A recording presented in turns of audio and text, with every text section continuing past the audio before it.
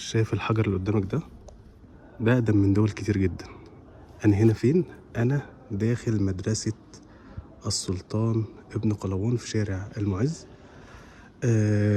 عادي إن أنت تيجي وتخش هنا وتعيش حياتك كمصري يعني.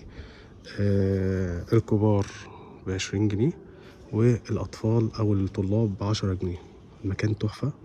طبعا أنت بتخش هنا بتلاقي زي ما أنت شايف كده الإيوانات أو الأماكن اللي كانوا بيقعدوا فيها، وده الحمام طبعا متجدد، والقبة المكان اللي بيصلوا فيه، والمنبر.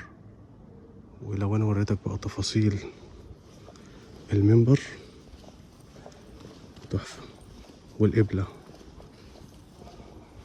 بس انا بقى يعني كنت عايز اوريك فكرة الحجر اللي هو 1347. يعني كلام كتير ممكن يتقال، والالوان.